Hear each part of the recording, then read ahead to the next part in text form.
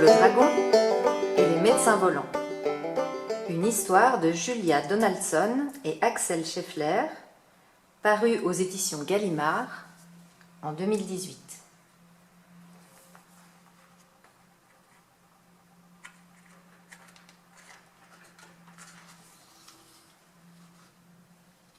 Voici les médecins volants. Une jeune fille, un chevalier et un dragon. Ce sont la princesse Perle, Tagada le Grand et Zébulon. Perle administre potions, pilules et vaccinations. Tagada, lui, est expert en opérations. Quant à Zébulon, c'est un pilote hors pair, sauf quand il s'agit de toucher terre. Mais Princesse Perle et Tagada ne font jamais de commentaires.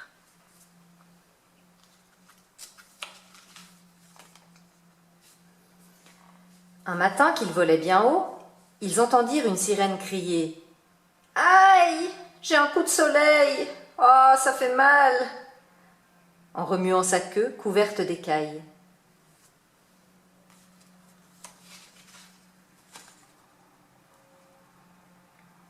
Badaboum et patatras, ils atterrirent. Pauvre sirène, dans quel état était sa peau? Perle badigeonna d'une crème de sa confection et lui recommanda de porter un chapeau. « Merci du fond du cœur, » dit la sirène. Elle agita la main pour les saluer, tandis que les médecins volants s'éloignaient sans plus tarder.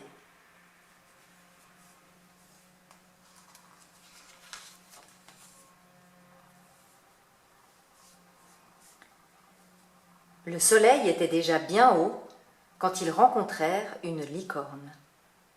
Elle frappait le sol du sabot et se plaignait. « Oh, il m'a poussé une deuxième corne !» Badaboum et patatras, ils atterrirent. « Je vais te l'enlever, » lui promit Tagada le Grand. Et à son grand soulagement, il sectionna la corne délicatement. « Ah, merci pour vos bons soins !»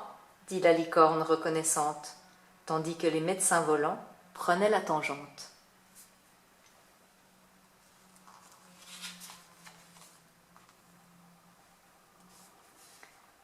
En milieu d'après-midi, ils surprirent un lion en train d'éternuer. « Ah, j'ai attrapé la grippe !» rugit le lion. « Quelqu'un peut-il m'aider ?» Badaboum et patatras, ils atterrirent. Perle dit au lion « Avalez ce comprimé et restez bien au chaud. C'est très important quand on est grippé. »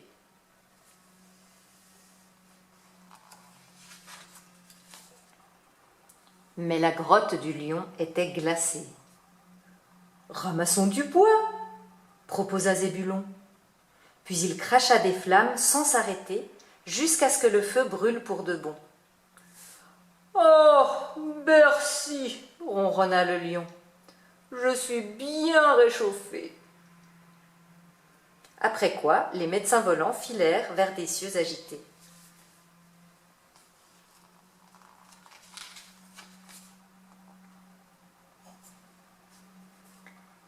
La nuit commençait à tomber lorsqu'ils aperçurent un magnifique château. « Le palais de mon oncle !» s'écria Princesse Perle. « Faisons-y un saut !»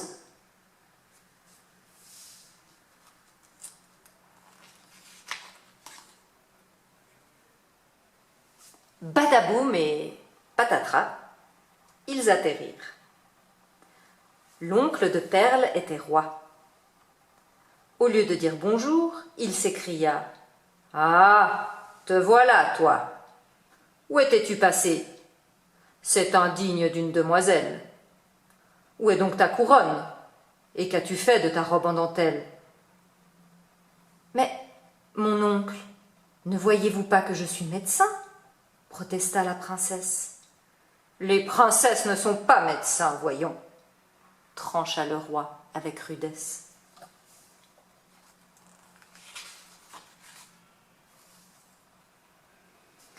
Il ordonna à ses gardes de se saisir d'elle et de l'enfermer à double tour. La princesse était furieuse. Elle tapa du pied, tempêta et cria au secours. Mais les semaines s'écoulèrent et Princesse Perle passait de longues heures à broder de jolis coussins et à faire des bouquets de fleurs. Tagada et Zébulon essayèrent de la sauver par tous les moyens, mais ils n'y parvinrent pas. Leurs efforts furent vains.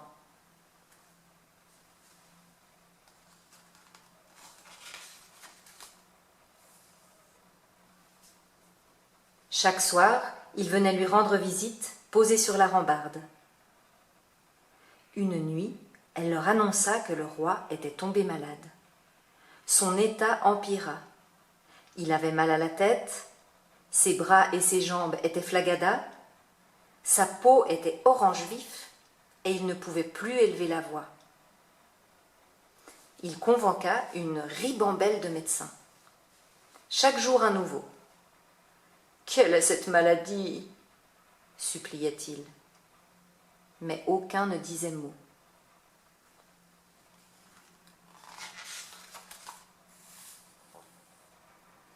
Si eux ne connaissaient pas la réponse, Princesse Perle avait la solution.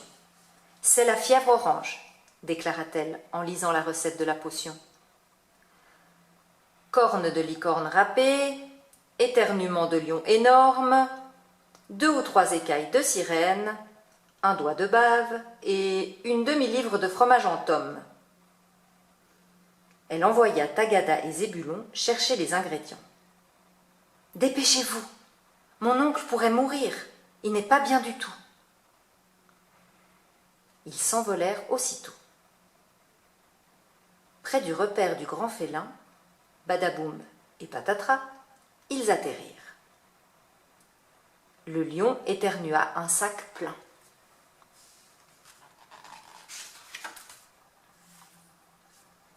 Puis ils s'en retournèrent dans la forêt, où la licorne, émue, fut ravie de leur donner la corne coupée dont elle ne voulait plus. Sur son rocher, la sirène leur céda quelques écailles avec joie, et ses amis bulots leur offrirent de la bave de premier choix. « Oh, je suis épuisé !» lâcha Zébulon. Et pourtant, il vola à tire d'aile.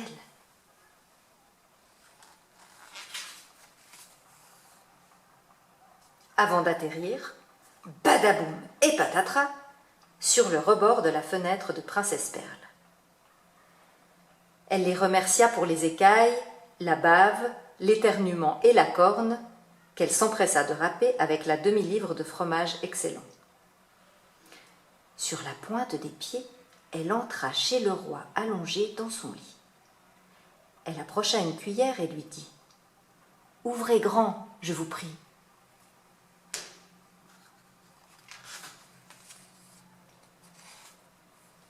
Après une cuillerée seulement, son oncle était tout requinqué. Après 2 cuillerées, son teint orange l'avait quitté.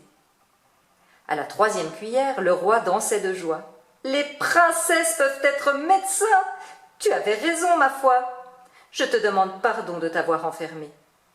Maintenant, tu es libre de t'en aller. Mais reviens un de ces jours avec tes amis pour prendre le thé. »« Hourra !» s'écria Perle. Elle se précipita vers Tagada et Zébulon.